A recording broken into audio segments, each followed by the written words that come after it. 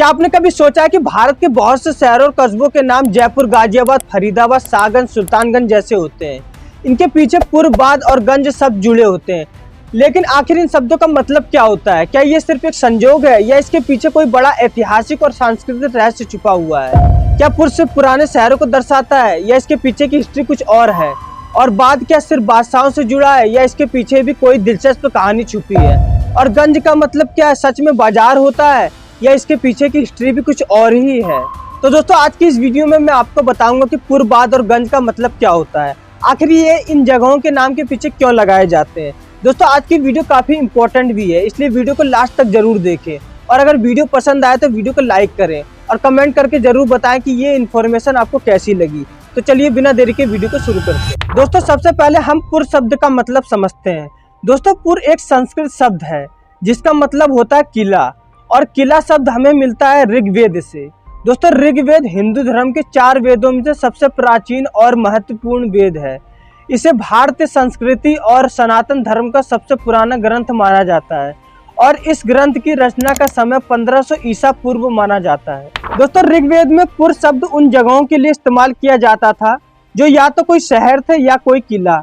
आप ऋग्वेद ग्रंथ से ये अंदाजा लगा सकते हैं कि ये पुर शब्द कितना पुराना है, और आगे चलकर हमारे देश के कई शहरों के नाम ऐसे ही पड़ गए। और प्राचीन काल में ऐसे कई शहर थे जिनके नाम में पुर लिखा होता था।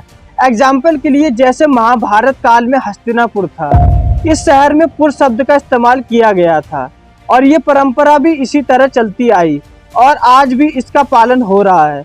इसलिए कई शहरों के नाम के पीछे पुर शब्द लगा होता है। और दोस्तों, इसी तरह कानपुर का नाम भी पड़ा, जहां पर संचेदी के राजा हिंदू सिंह ने वहां का नाम कानपुर रखा था क्योंकि वो खुद को भगवान कृष्ण यानी कान्हा का वंशज मानते थे। तो दोस्तों, अब आपको समझ आ गया होगा कि पुर शब्द का मतलब क्या होता है और ये शहरों के नामों के पीछे क्यों लगाया जाता है। तो अब हम समझते हैं कि बाद का क्या मतलब होता है। दोस्तों, आपने कई शहरों के नाम सुने होंगे जैसे इलाहाबाद, मुरादाबाद, फर्रुखाबाद, हैदराबाद और यहाँ तक कि पाकिस्तान में इस्लामाबाद और अफगानिस्तान में जलालाबाद। दोस्तों, मैं आपको बता दूं कि जिन शहरों के पीछे आबाद लिखा होता है वो असल में एक फारसी वर्ड है। इस वर्ड में आप का मतलब होता है पानी, और इस पूरे वर्ड का मतलब है एक ऐसी जगह जहां पर आसपास पानी हो और इस पानी की मौजूदगी से खेती की जा सके।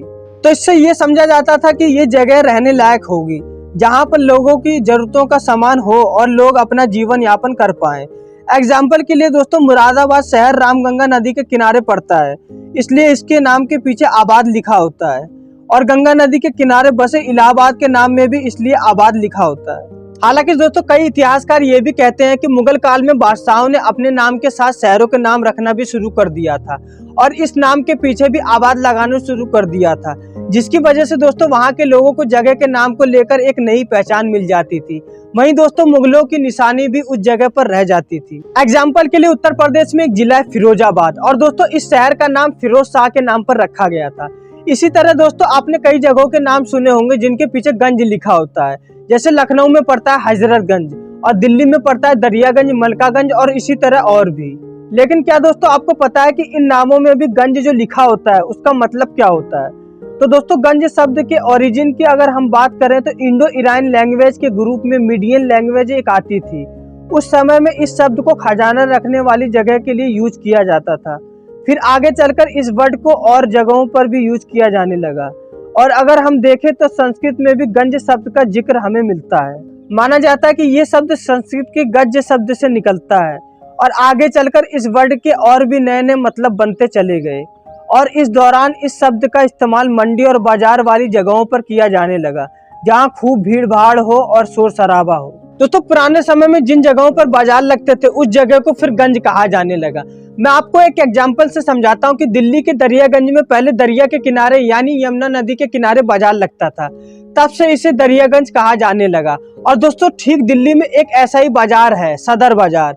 यहाँ पर एक जगह पड़ती है डिप्टीगंज और आज भी यहाँ पर बर्तनों का बाजार लगता है और इसी तरह कस्बों में गंज जुड़ा हुआ है बाजार से।